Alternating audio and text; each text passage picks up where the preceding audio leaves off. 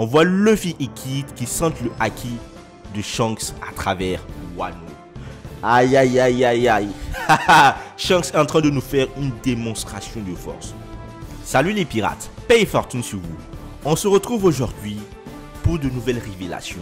Alors on a beaucoup plus d'indices, beaucoup plus de spoilers par rapport au chapitre 1055. Là ça commence à être très chaud et il y a des informations qui viennent créer une confrontation entre deux groupes de fans. Les pro-Amiro et les pro-Yonko. Alors, qui sont ceux qui vont gagner ce combat? Alors, dernièrement, Aramaki avait battu King et Queen. Ensuite, il a pris son chemin et partait vers la capitale des fleurs. Sa nouvelle cible était Luffy. Cependant, il a croisé les fourreaux rouges, Yamato et Momonosuke sur son chemin. Momonosuke a décidé de prendre Aramaki tout seul. Est-ce que le jeune shogun va réussir? Va-t-il réussir à faire tomber un amiral? Ou est-ce qu'il va se faire broyer? Donc les amis, là présentement c'est très chaud. On a Shanks qui est aux abords de Wano Kuni. Est-ce que Shanks va entrer en action? On aura aussi un peu plus d'informations sur le poneglyph.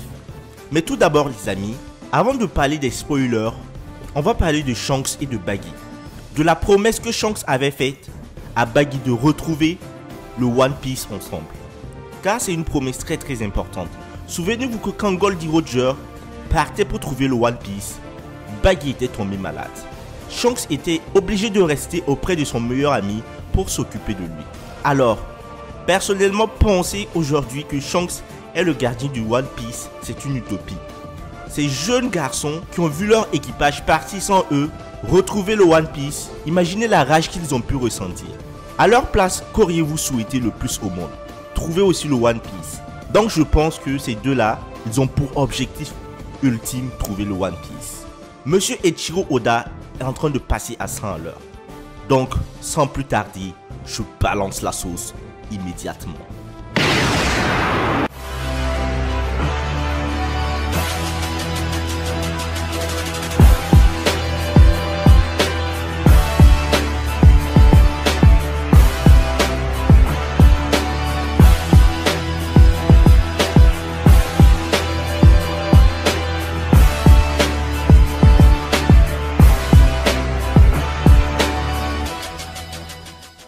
Alors les amis, selon vous, pourquoi Shanks dit qu'il est temps de revendiquer le One Piece? Il y a beaucoup de mystères autour du personnage de Shanks et il a beaucoup trop peu de temps, de détails pour que quelqu'un puisse prédire quelque chose comme ça. N'est-ce pas les amis? Cependant, il y a eu beaucoup d'allusions subtiles autour de lui qui m'ont amené à penser dans cette direction. Shanks a promis à Buggy qu'il se rendrait sur Lost Hill sur leur propre vaisseau. Mais au cours des 24 dernières années, il n'a fait aucune démarche pour obtenir des poneglyphes afin de retrouver Lost Hill. Sauf celui qui l'a probablement. C'est comme s'il attendait quelque chose ou quelqu'un. Parlons de la prophétie. Sur l'île des hommes poissons, Oden et Roger ont entendu une conversation entre deux rois des mers à propos de la naissance de deux souverains. L'un était Shirahoshi et l'autre étant très probablement Joy Boy. À cette époque, les deux souverains avaient 25 ans pour se rencontrer. Aujourd'hui, nous ne sommes plus qu'à un an de cette rencontre. Luffy a déjà rencontré Shirahoshi à la 24e année, mais son fruit du démon ne s'était pas encore éveillé. Le Gomu Gomu no Mi qui est devenu le Nika Nika no Mi. Luffy a mangé le fruit aux alentours de la 9e année depuis la prophétie, un an avant la naissance de Shirahoshi. Cela signifie que Shanks essayait de créer le prochain Joy Boy d'après le dernier chapitre. Il est évident que Shanks connaissait la vérité derrière le Gomu Gomu no Mi. Et si vous relisez le chapitre 1, vous verrez qu'il n'était pas prévu que Luffy mange le fruit. Il voulait probablement que ce soit Ace qui le mange. Mais quand il a entendu les mêmes mots que Roger, il a été convaincu que Luffy était le bon. Il l'a alors incité à venir à la mer et lui a donné le fameux chapeau de paille. Roger a mis 14 ans pour atteindre l'île de Lodster. Mais Luffy frappe déjà à la porte de Lost Hill. Les voyages de Luffy ont toujours semblé un peu trop pratiques. Pourquoi le dernier souhait d'Oden était-il d'ouvrir les frontières de Wano? Pourquoi Riley a-t-il fait des pieds et des mains pour enseigner à Luffy? Pourquoi est-ce maintenant que Shanks s'en prend au One Piece? Pourquoi Roger s'est-il soudainement rendu à la marine après être revenu de Lost Hill? Qu'a dit Roger à Shanks à son retour de Lost Hill? Après avoir atteint Lost Hill, Roger a appris les secrets de ce monde. Il a découvert qu'il n'était pas Joy Boy. Il était 25 ans trop tôt. Comme Roger allait bientôt mourir, il a pris des mesures pour s'assurer que Joy Boy puisse apparaître dans les 25 prochaines années. Il a indirectement aidé les chapeaux de paille à faire un speedrun. Donc, Roger était là pour préparer la venue de Joy Boy. Il pensait être Joy Boy, mais il est venu 25 ans trop tôt. Alors, quant au rôle de Shanks, je pense que Shanks a pour ambition de trouver lui aussi le One Piece. Mais pour trouver le One Piece, il fallait un événement. Il savait que le One Piece allait être découvert que 25 ans après. Donc il attendait ce moment. Il voulait trouver celui qui serait capable de trouver le One Piece. Alors, derrière, qu'est-ce qu'il compte faire? Peut-être qu'il compte le dérober, ou peut-être, comme ce que certains le disent, il n'est pas un mastermind. Mais personnellement, penser que l'ambition de Shanks serait juste de garder un trésor que lui-même n'a pas découvert, je pense que c'est très peu ambitieux pour sa part. Je pense qu'on n'a pas encore découvert tout ce que Shanks cache ou tout ce que Shanks prépare. Donc les amis, dites-moi ce que vous pensez par rapport à cela. Que pensez-vous de ce personnage de Shanks qu'on arrive à découvrir de jour en jour avec les révélations qui arrivent? Monsieur Eiichiro Oda nous a dit qu'il ne reste plus que 3 ans avant la fin de One Piece et qu'il allait tout mettre en place pour nous donner toutes les révélations liées au monde de One Piece.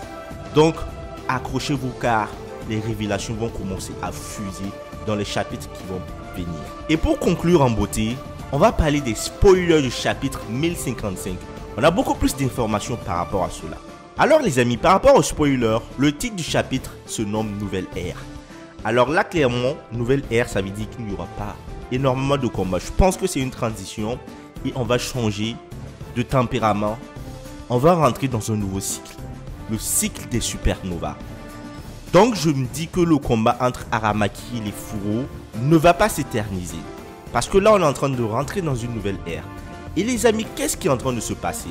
Momonosuke a empêché Yamato d'intervenir car il veut sauver Wano seul parce que c'est son devoir. Donc si Momonosuke veut que les habitants de Wano Kuni croient en lui en tant que souverain très puissant, il va falloir qu'il fasse ses preuves. Souvenez-vous du nom de Momonosuke. Qu'est-ce que cela signifie? L'homme le plus fort au monde. Alors, si ce nom veut dire l'homme le plus fort au monde, ça veut dire que le détenteur devra être l'homme le plus fort au monde. Et je pense que Momonosuke a un potentiel énorme. S'il arrivait à battre Aramaki, un amiral, à cet âge, clairement les amis, ça va être quelque chose de dingue. Momonosuke contre Ryokugyu, qui va gagner? Momonosuke a finalement compris comment utiliser le Borobuster. Ah ouais les amis, le Borobuster, c'est du feu. Et Aramaki utilise la végétation. Imaginez du feu sur la végétation. Ça va prendre feu. Ah, qu'est-ce qui va se passer les amis? Qu'est-ce qui va se passer?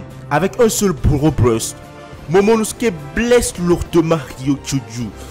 Oh, je veux bien accepter que le feu est supérieur à la végétation. Mais qu'en est-il du Haki?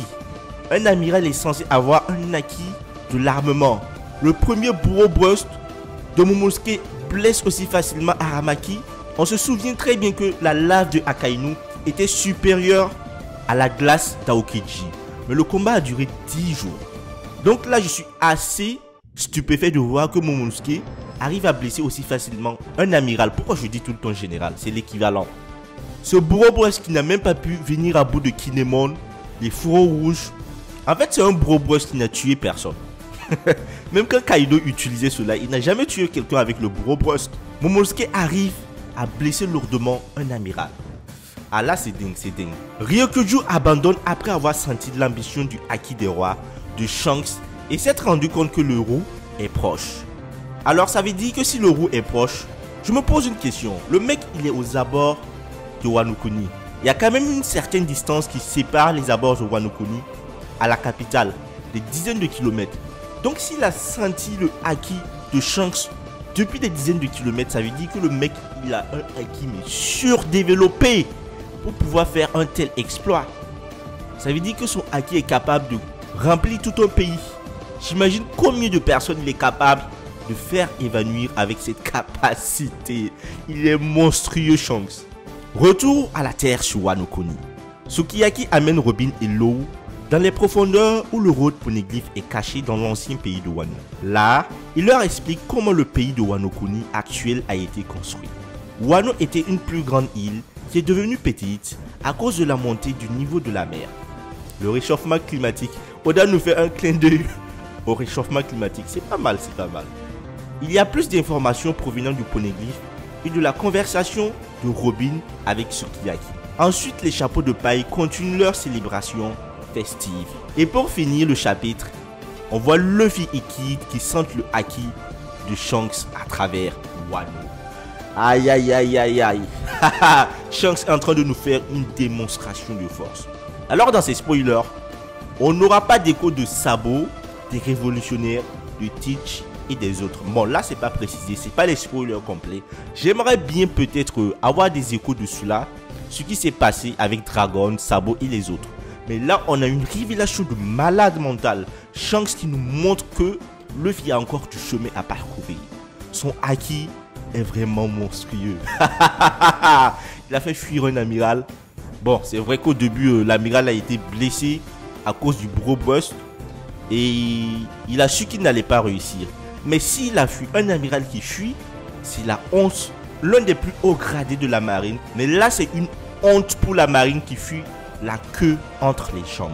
J'imagine Akainu qui apprend cette nouvelle. Il avait déjà prévenu, ne fait pas n'importe quoi. Sûrement il était venu pour observer ce qui s'est passé. Mais derrière, ça veut dire que Aramaki a subi 2 défaites de suite. Il a perdu contre Sabo. Et là il perd contre Momonosuke. C'est triste mais c'est 2 nouveaux amiraux qui ont remplacé Aokiji et Akainu. J'ai l'impression qu'ils ne sont pas vraiment au niveau. Fujitora et Aramaki. A l'époque on a vu la terreur que s'aimait Aokiji et Akainu. Mais là, ces nouveaux amiraux, franchement, c'est un peu léger, c'est un peu léger. Quand les anciens amiraux ont tenu tête à barbe blanche, là, ces nouveaux, ils perdent contre des commandants. Bah, j'espère qu'on aura beaucoup plus d'informations. De toutes les façons, de mon côté, si j'ai des informations, je vous rendrai compte. D'ici demain, une nouvelle vidéo va sortir. Donc, les amis, prenez soin de vous et dites-moi ce que vous pensez de cette vidéo en commentaire. N'oubliez pas de vous abonner et de mettre un gros pouce bleu pour me soutenir car c'est très important pour le référencement. Alors les amis, prenez soin de vous. Peace.